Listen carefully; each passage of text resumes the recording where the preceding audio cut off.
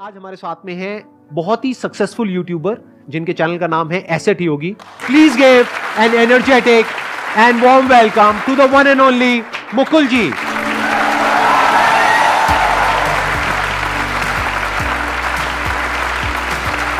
What an energy, sir.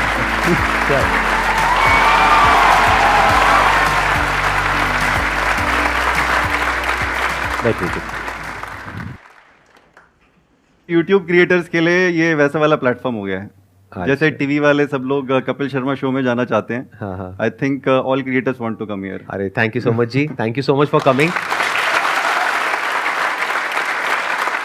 तो अब आप कोई भी क्वेश्चन पूछ सकते हैं इनसे जो भी आपके माइंड में है फाइनेंस से रिलेटेड। सर मेरा क्वेश्चन ये है कि मैं अभी प्रिपरेशन कर रही हूँ बट मेरे घर से जैसे कुछ पैसे आते हैं लेकिन मैं चाहती हूँ कि मैं उनको कहीं इन्वेस्ट करूँ क्योंकि पैसे बच जाते हैं बट मुझे पता नहीं रहता है कि मैं कैसे इन्वेस्ट करूँ, जिस वजह से कभी कभी ऐसा होता है कि अननेसेसरी खर्चे हो जाते हैं बहुत ज़्यादा। तो मैं ये पूछना चाहती हूँ कि उस चीज़ को मैं कैसे मैनेज करूँ। तो देखिए आई थिंक सबसे पहले ना आपको अपने लर्निंग पे ध्यान देना चाहिए। आप कोई भी इन्वेस्टमेंट उठा लीजिए, मान लीजिए आप म्यूचुअल फंड्स में इन्वेस्ट करना चाहते हैं, स्टॉक मार्केट में इन्वेस्ट करना चाहते हैं जहां अच्छे रिटर्न्स मिलते हैं जी। तो आपका जो भी पैसा आ रहा है उसको है ना आप एक अपना लर्निंग किटी बना के चलिए। क्योंकि इतना बड़ा कैपिटल नहीं है ये कि आप ये सोचें कि मैं इससे करोड़पति बन जाऊं, है ना। तो आपको पहले ध्यान देना है कि मेरी कैपिटल कैसे बड़ी हो। तो कैपिटल बड़ी करने के लिए क्या करना होगा, आपको पहले सीखना होगा। सो आप एक छोटी शुरुआत कीजिए, इसको आप ना एक लर्निंग एक्सपीरियंस में आप इन्वेस्ट कीजिए। आप कहीं पे एक छोटा सा अकाउंट खोलिए जहां पे भी आप इन्वेस्ट करना चाहते हैं। आप म्यूचुअल फंड्स में करना चाहते हैं, स्टॉक्स में करना चाहते हैं, चाहे गोल्ड में करना चाहते हैं, आजकल आप डिजिटल गोल्ड भी खरीद सकते हैं। बहुत सारे ऑप्शंस हैं, बॉन्ड्स में करना चाहते हैं, सारी चीजें आज की डेट में ऑनलाइन होती हैं। तो आप मेरे हिसाब से लर्निंग पे थोड़ा सा ज्यादा ध्यान दीजिए और एकदम से हमें ये नहीं सोचना चाहिए कि एकदम से हम सडनली करोड़पति बन जाएं। मैं यहाँ पे थोड़ा सा ऐड करना चाहूंगा अपना जो स्टैंड पॉइंट है। Okay sir. आपकी कोई स्टेबल जॉब नहीं है, ना कोई बिजनेस है, ना कहीं से कोई पैसा आ रहा है। ये जो पैसा आ रहा है घर से आ रहा है। घर से आ रहा है। तो मैं अभी इस पैसे को यूज करूंगा अपनी स्किल को अपग्रेड करने के लिए। फॉर एग्जाम्पल आप कहते हैं कि मेरे को अभी जो मैं कर रही हूँ वो तो मैं कर ही रही हूँ, उसके साथ साथ में मेरे को कम्युनिकेशन स्किल्स को बेटर करना है। तो उसके लिए आप कहीं पर कोई कोर्स ज्वाइन कर सकते हैं कम्युनिकेशन स्किल्स के लिए, सेल्स एंड मार्केटिंग के लिए और सब चीजों के लिए शॉर्ट टर्म कोर्सेज होते हैं बहुत सारे। तो वहां पर आप जाएंगे, वहां पे और तरह तरह के लोग आपको मिलेंगे। मानो वीकेंड पे क्लासेस हो रही हैं, तो वहां से जब आप सीखोगे तो उसकी जो रिटर्न आएगी लॉन्ग टर्म में, मानो अगर आपको सैलरी मिलने वाली है 50,000 रुपए और इसकी वजह से ये जो आप अलग अलग कोर्सेज करोगे उसकी वजह से वो बढ़ करके हो जाती है 70,000 रुपए। तो ये सिर्फ 20,000 रुपए नहीं है। 20,000 इंटू 12 कितना हुआ? 2,40,000 रुपए। 2,40,000 रुपए हर साल का। तो 10 साल में कितना हुआ? 24 लाख नहीं, बहुत ज्यादा हो जाएगा। Do not waste your time और मनी ऑन थिंग्स जो कि आपको कोई रिटर्न नहीं देने वाली। वो क्या हो सकता है, हमने खर्च दिया, मानो कपड़ों पे खर्च दिया, इस पे खर्च दिया, उस पे खर्च दिया, तो वो तो एक्सपेंस ही हो गया। दूसरा है आपने इन्वेस्ट कर दिया म्यूचुअल फंड में, यहां पे वहां पे। मैं कह रहा हूं दोनों ही मत करो। मेरे अकॉर्डिंग आप अभी पैसा लगाओ अपने आप को और बेटर बनाने में in terms of a candidate, अगर आगे जाकर के आपको जॉब करनी है तो। और साथ में आई थिंक जैसे आप इंटरेस्ट कह रहे हैं, अगर इन्वेस्टिंग में ही इंटरेस्ट है तो उसके अंदर भी आप लर्निंग कर सकते हैं, उसमें भी आपका स्किल सेट बढ़ ही रहा है। है ना। जैसे सर ने बोला कि आप अपने स्किल्स बढ़ा रहे हैं, आप जो भी अपस्किलिंग कर रहे हैं वो अपस्किलिंग आपकी इन्वेस्टिंग में भी हो सकती है if that is your interest. Otherwise yes definitely upskilling में जो रिटर्न्स हैं वो तो किसी में नहीं हो सकता। वॉरेन बफेट भी यही बोलते हैं कि उसमें तो इनफाइनाइट रिटर्न्स हो सकते हैं, कोई लिमिट थोड़ी है उसकी। बट अगर आपका उस अपस्किलिंग में इन्वेस्टिंग एक एरिया है जो एरिया ऑफ इंटरेस्ट है, आप उसके अंदर भी सीख सकते हैं। Okay sir, thank you sir. मैं एक बार आपसे कुछ क्वेश्चंस पूछना चाहूंगा, मेरे माइंड में कुछ क्वेश्चंस आ रहे हैं कि आपका खुद का जो इन्वेस्टमेंट पोर्टफोलियो है वो क्या है, कितना कितना परसेंटेज कहाँ पे आपने इन्वेस्ट किया? बड़ा ये हाँ, मैंने 2-3 बार इसका इनफैक्ट आंसर भी किया है। और ये ना मेरा भी जैसे ये एज ग्रुप है ना, मेरा हर एज ग्रुप में चेंज होता रहा है पोर्टफोलियो। सो स्टार्टिंग जो मेरी हुई थी, मुझे स्टॉक्स का उतना ज़्यादा एक्सपोजर नहीं था। मेरी स्टार्टिंग हुई रियल एस्टेट से। सो वहाँ मेरी गलतियाँ ये रही कि मैंने रियल एस्टेट में बहुत ज़्यादा इन्वेस्ट कर दिया इनिशियली, और जो मेरे को शायद नहीं करना चाहिए था। बहुत सारे उस टाइम पे आपको याद होगा 2005-06 में बड़े सारे रियल एस्टेट स्कैम्स भी आते थे। I know. तो मैंने हालांकि सबसे पहली इन्वेस्टमेंट एक चेन्नई में करी थी। वहाँ पे मुझे लगा यहाँ तो अच्छे बिल्डर्स हैं, आराम से रिटर्न्स कमा पा रहे हैं, तो सेम चीज़ मैंने एनसीआर में अप्लाई कर दी। ठीक है, वहाँ मुझे टाइम पे मिल गया था फ्लैट। यहाँ पे अब मैंने 2 बुकिंग्स डाली और दोनों मेरे आज तक भी लीगल केसेस चल रहे हैं। सो उसके बाद मुझे लगा कि नहीं, स्टॉक्स में अब मुझे करना चाहिए। स्टॉक्स में भी डेफिनेटली लर्निंग हुई, स्टॉक्स में पैसा डाला काफ़ी। ये कितने टाइम पहले आपने शुरू किया स्टॉक्स में पैसा डालना? स्टॉक्स में पैसा डालना, देखिए मैंने म्यूचुअल फंड्स में डालना शुरू किया था 2004 में, जब मेरी 2003 में पहली जॉब लगी थी। थोड़ा सा पैसा आया 2004 में, मैंने म्यूचुअल फंड्स में डालना शुरू करा। उसके बाद स्टॉक्स में इन्वेस्ट करना शुरू किया 2009-10 के अराउंड। तो पहले तो मुंह की खाई वहां पे भी, मैं बोलने वाला था, शुरू में तो लॉसेस हाँ आपको मिले तो होंगे। शुरू हाँ। में ऐसा ही था कि अगर मैंने 5 स्टॉक्स उठाए तो उसमें से 4 डूब गए। लेकिन फिर थैंकफुली कुछ स्टॉक्स में अच्छा करना भी शुरू किया, तब मेरी रिसर्च मुझे काम में आनी शुरू हुई, वो स्टॉक्स में अच्छा परफॉर्मेंस मिला। आज की डेट में अगर आप मेरे से बात करेंगे तो अब मेरा अपने खुद के बिजनेस में मैं ज़्यादा इन्वेस्ट करता हूँ, खुद का प्रोडक्ट बना रहे हैं, that is one. Number 2, startups में भी मैं इन्वेस्ट करता हूँ, क्योंकि पब्लिकली लिस्टेड कंपनीज में आपको जो लो बेस का इफेक्ट है वो थोड़ा कम देखने को मिलता है, क्योंकि स्टार्टअप्स में जब आप जैसे इन्वेस्ट करते हैं तो वो बहुत अर्ली स्टेज में आप इन्वेस्ट कर लेते हैं, और अगर आपको लगता है कि ये मेरे फिलॉसफी से मैच करता है तो आप उसमें इन्वेस्ट कर सकते हैं। तो अगर मेरे इस साल का आप पूछेंगे तो मेरा 100% पैसा इक्विटी में जा रहा है अभी। तो इक्विटी इन द सेंस कि Equities स्टार्टअप्स में जा रहा है एज एन एंजल इन्वेस्टर, या फिर स्टॉक्स में जा रहा है, या म्यूचुअल फंड में जा रहा है? Business is also equity. मैं अपने Right. धंधे में भी वो इन्वेस्ट कर आपके रहा हूँ, अपने बिजनेस में आप कर रहे हो, उसमें तो 70-80% जा रहा है। तो 70-80% आपके अपने बिजनेस में चला गया, बाकी का जो बचा 20-30% वो कहाँ जाता है? अभी इस कैलेंडर ईयर की बात करूं तो मेरा मैक्सिमम स्टार्टअप्स में गया, बाकी का बचा हुआ, और थोड़ा बहुत पब्लिक स्टॉक्स में, और कुछ पैसा हाँ मेरा ऑब्वियसली रियल एस्टेट में भी है। मेरे मतलब रेंटल इनकम बनाने के लिए मैंने कुछ अपना रियल एस्टेट पोर्टफोलियो भी बना लिया था। रेजिडेंशियल या कमर्शियल? मिक्स है, बट अगर किसी को सजेस्ट करना हो, सजेस्ट करूंगा मैं, ऑब्वियसली कमर्शियल बेटर है, मगर अगर घर खरीदना है तो घर खरीद सकते हैं। घर अपने रहने के लिए, अपने रहने के लिए घर is, you should not take it as an investment. ध्यान से समझिएगा, यहाँ पे एक बहुत इंपॉर्टेंट पॉइंट है समझने वाला। हम लोग क्या गलती करते हैं, पहले घर लेते हैं अपने खुद के रहने के लिए, वो तो चाहिए ही, नहीं तो रेंट पे हर साल शिफ्ट करते रहो, हर साल 2 साल में, राइट? तो अपने लिए घर बनाने में कोई दिक्कत नहीं है, क्योंकि उसका इनकम टैक्स के पॉइंट ऑफ व्यू से भी काफी बेनिफिट्स हो जाते हैं, काफी सारे एग्जेम्पशंस हैं। बट जो दूसरा हम इन्वेस्टमेंट करते हैं रियल एस्टेट में, वो हम क्या करते हैं, रेजिडेंशियल में करते हैं। ये गलती है, क्योंकि रेजिडेंशियल में जो रिटर्न है, यानी जो रेंटल इनकम है, वो अगर आप परसेंटेज में देखोगे तो बहुत ही कम है, हार्डली 1 और 2%। हाँ, अगर आप खाली रेंटल यील्ड की बात करेंगे तो रेंटल यील्ड दिल्ली जैसे जगह पे 2% मिलता है। रेंटल यानी कि जितना भी आपका रेंट आया divided by the property cost, वो 2% होती है, और थोड़ा बहुत कैपिटल अप्रिसिएशन मान लीजिए 4-5% का। तो अगर आपको 6-7% मिल रहा है तो इतनी तो महंगाई बढ़ जाती है, इसीलिए कोई खास फायदा नहीं है रेजिडेंशियल रियल एस्टेट में इन्वेस्ट करने का। वो भी काफ़ी टाइम तो से तो बढ़ भी नहीं रही है प्रॉपर्टी, तो वो नेगेटिव रिटर्न भी हो सकता है। प्लस आप अगर आपने लोन पे खरीदा है तो वो नेगेटिव रिटर्न्स हो जाते हैं, क्योंकि आप इंटरेस्ट हर साल भर रहे हैं।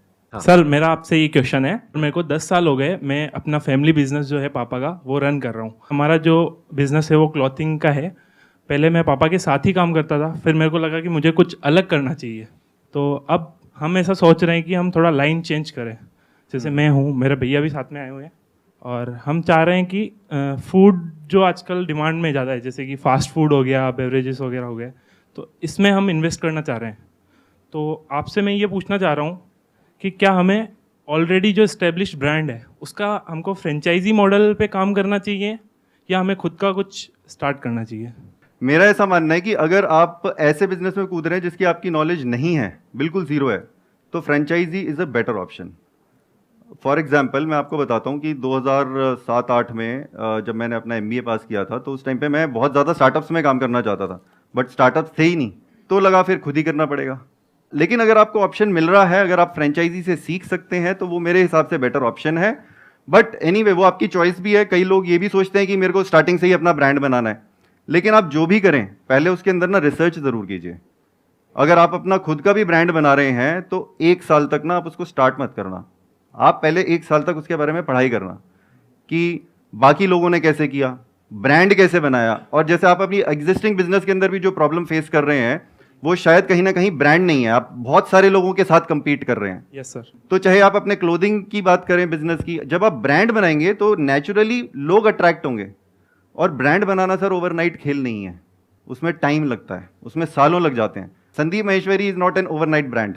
10 साल हो गए हैं इनको शायद यूट्यूब पे ही। राइट, 10 साल हो गए। यहाँ पर मैं भी थोड़ा सा ऐड करता हूँ कि आप ये कह रहे हो कि अभी 10 साल का आपको एक्सपीरियंस है, आपको और आपके ब्रदर को। आपके ब्रदर भी आए हुए हैं साथ में, राइट?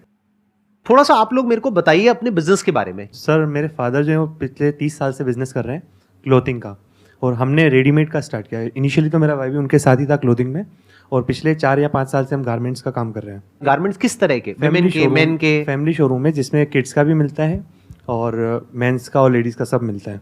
किड्स का भी है, मेन का भी है, लेडीज का भी है जी। आपने कहीं पे शॉप खोल रखी है या कोई शोरूम खोल रखा है? जी राइट? सर। तो अभी हमारे टोटल 4 काउंटर हो रखे हैं, जिसपे एक पे मेरे पापा बैठते हैं, एक पे मैं बैठता हूँ, एक पे मेरा भाई बैठता है और एक मेरे बड़े पापा का काउंटर भी है। लेकिन अब ओवर द टाइम हमको ये फील हुआ है कि इसके अंदर ना सबसे बड़ी प्रॉब्लम होती है रेडीमेड गारमेंट में डेड स्टॉक की। स्टॉक बहुत डेड होता है और हमको इन्वेस्ट बहुत करना पड़ता है, स्टॉक बहुत रखना पड़ता है, क्योंकि हर कस्टमर को आज ऑप्शंस चाहिए। ऑनलाइन बिजनेस स्पेशली जब से आ गया है कि हमको और भी दिखाओ, तो हमको ऐसा फील हो रहा है कि ये थोड़ा ट्रेडिशनल वे है। हमने इसको ट्राई भी किया हम ऑनलाइन लेवल पे करें, लेकिन उसमें थोड़ी डिफिकल्टी ज़्यादा हो रही है। उसमें किसी एक पर्टिकुलर डिज़ाइन को भी हमको कंटिन्यू करना पड़ता है। तो हम सोच रहे हैं कि अभी जो मार्केट में सबसे ज़्यादा हॉट, जो सबसे डिमांडिंग चीज़ है वो है F&B। तो हम सोच रहे हैं कि इसका हम स्टार्ट करें। तो अभी यही कन्फ्यूजन था दिमाग में, और हम ये जो कर रहे हैं इसमें हम थोड़ा बहुत हमारा इन्वेस्ट करें, लेकिन मेजर पार्ट इसमें हम कहीं से लोन ले रहे हैं। तो जो आप नया काम करने वाले जी। हैं F&B से रिलेटेड, राइट? चाहे फ्रेंचाइजी लेंगे चाहे अपना करेंगे। जी सर। तो हम केवल उस ब्रांड पे, फ्रेंचाइज पे एक ट्रस्ट करके कि नहीं ये ऑलरेडी स्टैब्लिश्ड है, हमको इतना, जैसे कि हमारा बैकग्राउंड भी नहीं है इसका, तो वो सब रेसिपीज़ वगैरह हमारे को ट्रेनिंग सब वो देके देंगे। तो हम उन पर ट्रस्ट कर रहे हैं और हम ये सोच रहे हैं कि उनका मतलब अच्छे खासे आउटलेट्स है, तो हम उनका काम करेंगे तो हमको रेवेन्यू भी अच्छा मिल जाएगा। तो ये चीज़ भी पूछनी थी। हाँ, अब यहाँ पर मैं आपकी जगह होऊंगा तो क्या करूंगा? मैं आपको बस ये बोल रहा हूँ, मैं आपको ये नहीं कह रहा कि आप ये करो ये मत करो। I am not giving you an advice और कंसल्टेंसी और एनीथिंग ऑफ दैट सॉर्ट, ठीक है? तो अगर मैं आपकी जगह होऊंगा तो मैं क्या करूंगा? मैं F&B में कभी भी नहीं जाऊंगा। क्यों? क्योंकि मेरा 10 साल का एक्सपीरियंस किस में है? 10 भी क्या बल्कि 30 साल का एक्सपीरियंस है अगर देखा जाए तो आपकी पूरी फैमिली का। गारमेंट्स में है, रोटी कपड़ा मकान। अब आप चाहे रोटी का बिजनेस करो चाहे कपड़े का करो, ये हमेशा के लिए रहने वाला है। अगर आपको लग रहा है F&B में कंपटीशन नहीं है तो ये आप गलत सोच रहे हैं। जब आप जाएंगे उसमें आपको समझ आ जाएगा, नंबर 1। नंबर 2 कि जो आप कह रहे हो कि इसमें क्या होता है कपड़े के काम में कि जो स्टॉक नहीं बिकता है वो इन्वेंट्री बेकार हो जाती है। ये प्रॉब्लम आपको F&B में भी आने वाली है। F&B में जो सबसे बड़ी प्रॉब्लम आती है वो क्या होती है? हर चीज पेरिशेबल होती है। कपड़ा तो फिर भी पेरिशेबल नहीं होता है, कम करके सेल लगा के बिक तो जाएगा ना मरे से मरे दामों पर, लेकिन खाना एक बार सड़ गया, एक्सपायर्ड हो गया, तो क्या करोगे उस खाने का? तो F&B का बिजनेस बाहर से देखने में जितना आसान लग रहा है, अंदर से जो करता है उसके लिए तो आसान है, जो 10 साल से कर रहा है। आप अगर आज जाओगे तो आपके लिए कोई आसान नहीं है। That is 1। दूसरा, फ्रेंचाइजी के ऊपर हम क्या करते हैं? हम ये समझते हैं कि ब्लाइंडली हमने किसी की फ्रेंचाइजी ले ली और बाकी तो काम हो ही जाएगा। ऐसा नहीं होता है।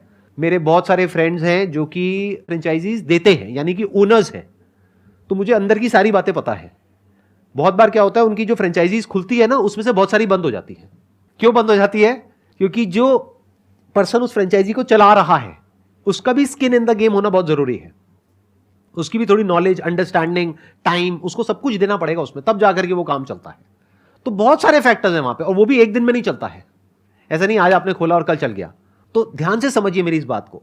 ये हम सब एक बहुत बड़ी गलती करते हैं बिजनेस में। ये सब करते हैं। हम क्या करते हैं? अपनी लाइन को चेंज करने के बारे में सोचते हैं जब इस लाइन में प्रॉब्लम आती है। अरे जो भी प्रॉब्लम आ रही है ये आपकी अपनी लाइन है। इसको ऐसे देखो, आपकी अपनी एक जिंदगी है, मेरी अपनी एक जिंदगी है। आप कहोगे यार इसकी जिंदगी बहुत बढ़िया है, क्यों? दूर से देख रहे हो। अगर 2 दिन के लिए हम अपनी बॉडीज एक्सचेंज कर लेना, हमारी ब्रेन्स आपस में कनेक्ट हो जाती है। आपको मेरी लाइफ जीने के लिए मिलती है 1 हफ्ते के लिए, और मेरे को आपकी लाइफ जीने के लिए मिलती है। आपको क्या लग रहा है यहां पर इस बॉडी में आने के बाद में आपको बहुत मजा आने वाला है? ज़्यादा फ्रस्ट्रेशन मिलेगा और ज्यादा फ्रस्ट्रेशन हो जाएगा। आपको लगता है मैं इतना फ्रस्ट्रेटेड हूं अपनी जिंदगी से? नहीं सर ऐसी बात नहीं है, बट जिस लेवल पे मैं अभी हूँ उसके कंपेयर में मैं उस टास्क को, जो आप जिस लेवल पे आप उनको सॉर्ट आउट करते हो, जितना इजीली लेट गो कर देते हो, उस लेवल पे शायद मैं नहीं कर पाऊँ। और मैं अगर आपकी जगह पे आ जाऊंगा तो मैं कंफ्यूज हो जाऊंगा। क्यों? क्योंकि आपको 10 साल 20 साल का एक्सपीरियंस है उस सिचुएशन को टैकल करने का। मेरे को 2-3 साल लगेंगे उस लेवल तक पहुंचने में कि मैं आपकी लाइफ की जो प्रॉब्लम्स है उसको टैकल कर सकूं। मैं अपनी लाइफ की प्रॉब्लम्स को तो टैकल कर सकता हूं, आपकी लाइफ की कैसे करूंगा? तो ये F&B के चक्रों से बाहर आ जाओ। या मैं आपको ये नहीं कह रहा आप बाहर आ जाओ, अगर मैं होता तो मैं इन चक्रों में नहीं पड़ता।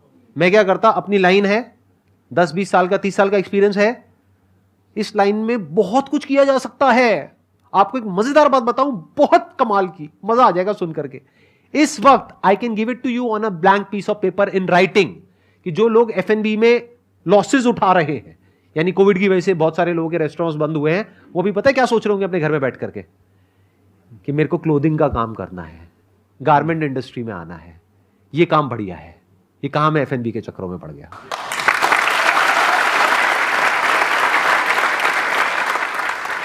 तो अगर वो आपकी लाइन में आएंगे, क्या वो डे 1 से आपसे कॉम्पीट कर पाएंगे?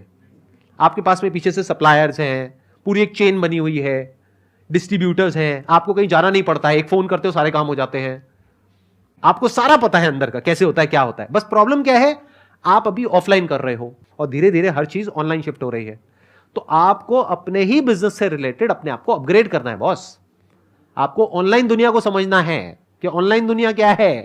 तो वहां से पैसा कमाना आपके लिए कुछ दिनों का या कुछ हफ्तों का या कुछ महीनों का काम है, और एक नई इंडस्ट्री में जाना F&B में या किसी में भी, और वहां पे जाकर के पैसा कमाना, वो कुछ सालों का काम है। वहां पर जीतने की पॉसिबिलिटी बहुत कम है, यहां पर हारने की पॉसिबिलिटी बहुत कम है।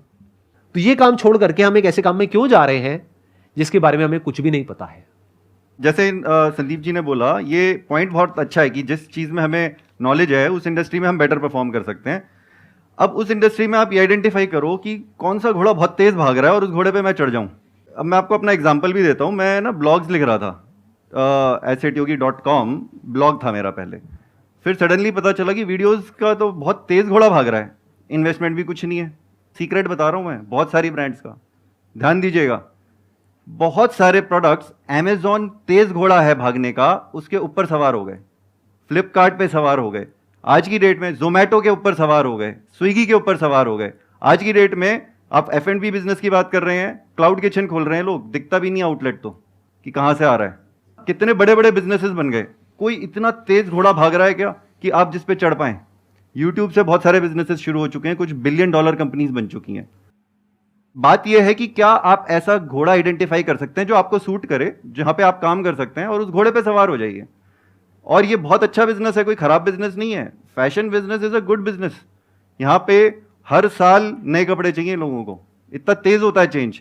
लेकिन ना आपको ब्रांड बनानी पड़ेगी जिससे लोग अट्रैक्ट हो कि हाँ इस ब्रांड का कपड़ा खरीदना है हमको। अब हम जैसे बोलते हैं ना, काफी लोग बोलते हैं कि XYZ का ईयरफोन खरीदना है, ठीक है, ABC का फोन खरीदना है।